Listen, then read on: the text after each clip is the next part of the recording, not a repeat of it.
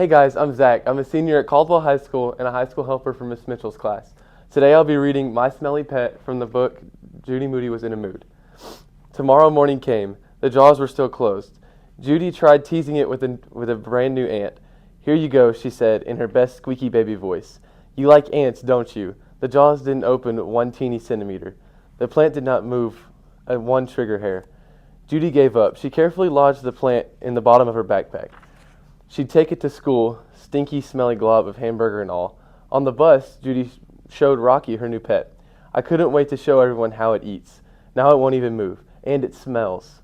Open sesame, said Rocky, trying some magic words. Nothing happened. Maybe, said Rocky, the bus will bounce it open. Maybe, said Judy, but even the bouncing of the bus did not make her new pet open up.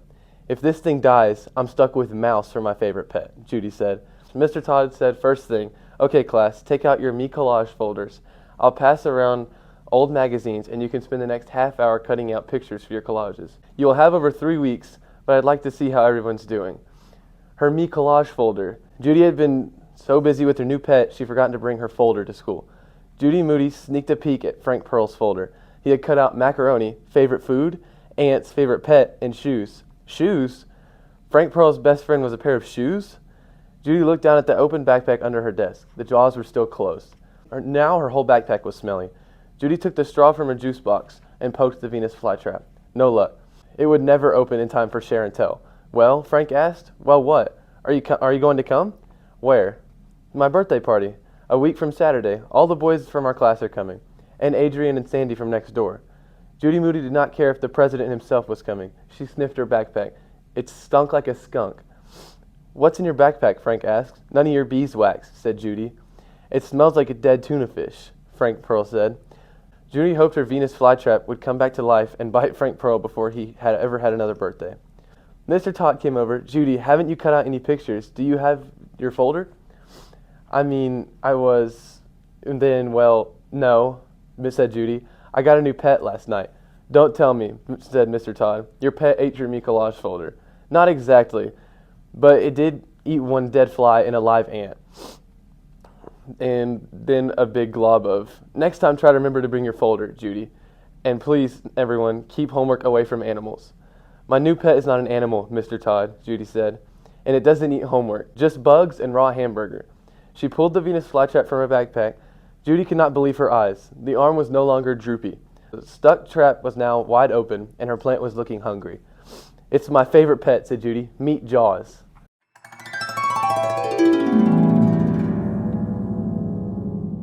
Hi, I'm Stephanie Mitchell, and I am a teacher at Caldwell Intermediate School, and I'm going to be reading Dr. Judy Moody from the book, Judy Moody Was in a Mood. Finally, Judy thought the only thing finer in the world than getting Jaws had to be getting a big brown box in the mail with the name Dr. Judy Moody on it. She was in an operating mood.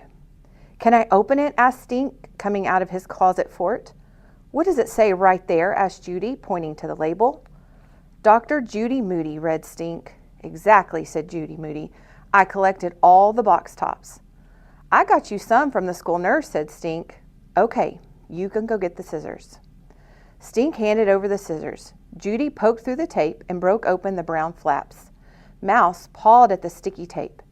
Stink's head kept getting in the way. Stink, I'm in the middle of an operation. Judy pulled aside the tissue paper and lifted out the doctor doll. At last, Judy held the doll in her lap and stroked her silky smooth hair. She made neat little bows in the ties of the doll's blue and white hospital gown. The doll was wearing a hospital bracelet. Her name is Hedda Get Betta, Judy read. Does she do anything? Asked Stink. It says here if you turn the knob on top of her head, she gets sick. Then you turn the knob again and she gets better. Get it? Judy turned the knob on the doll's head until a new face appeared. She has measles, said Stink. She talks when you hug her too. Judy hugged the doll. I have measles, said Hedda Get Betta. Judy turned the knob until another face appeared. Then she hugged the doll again. I have chicken pox, said Hedda Get Betta. Cool, said Stink. A sick doll with 3 heads. Judy turned the knob once more and hugged the doll. All better, said Hedda. Can I make her sick, then better? Asked Stink. No, said Judy. I'm the doctor. Judy opened her doctor kit. At last, I have someone to practice on, she said. You practice on me all the time, said Stink.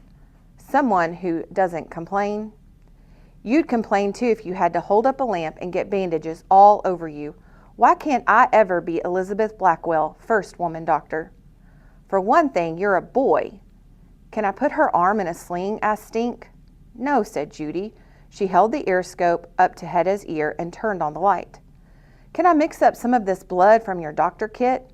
Shh, I'm listening. She held the stethoscope on Hedda. Then she held it on Stink's chest. What? Said Stink. What do you hear? A heartbeat. This can only mean one thing. What? You're alive. Can I listen for a heartbeat? Okay. But first, get me a glass of water to mix the blood in. You get it, said Stink. Don't touch anything until I get back, said Judy. Don't even breathe. As soon as Judy rounded the corner, Stink turned the knob on the doll's head. Measles. He turned the knob again. Chickenpox. Measles. Chickenpox. Measles. Chickenpox. Stink turned Hedda Get Betta's head back and forth over and over, faster and faster. Uh-oh, said Stink. What? Judy asked, returning with a sloshing glass of water. Her head is stuck, he said. Judy grabbed Hedda Get Better away from Stink. I have chickenpox, Hedda said. Judy tried to turn the knob. The knob was stuck all right. It would not turn, no matter how hard Judy twisted and yanked and pulled. I have chickenpox. I have chickenpox, Hedda said again and again. Her head is stuck on chickenpox, Judy moaned. It's not my fault, said Stink. Is too. Now she'll never get better. Judy took Hedda's pulse. She listened to Hedda's heart. She checked Hedda's forehead for a fever. My first patient, and she's going to have chickenpox for the rest of her life. Judy took the doll to her mother, but her mom could not turn the knob, even with her best opening pickle jar twist. Judy took the doll to her father, but Dad could not get the doll's head to turn, even with his best opening spaghetti sauce turn. What are you going to do? Asked Dad. There's only one thing I can think of. Give her a shot? Asked Mom. No, said Judy. Band-Aids. Cool, said Stink. Stink and Judy put fancy Band-Aids on Hedda Get Betta's face, one for every chickenpox. Then they put Band-Aids all over her body. There were endangered species Band-Aids, dinosaurs, tattoos, mermaids, and race cars. Even glow-in-the-dark bloodshot eyeball Band-Aids. So she won't scratch, said Dr. Judy. I'm glad that emergency's over, Dad said. Judy tried to turn the doll's head one last time. She did not yank or twist or pull. She very slowly, very carefully turned the knob. Hedda's head turned and her smiling no chickenpox face reappeared. I cured her, Judy yelled. She hugged her doll. All better, said Hedda Get Better. Good as new, said Mom and Dad. I'm just glad she didn't have a spotted fever, said Judy. I never in a million years would have had enough Band-Aids for that. Now stay tuned. Come back on Monday and listen to the next chapter in Judy Moody Was in a Mood.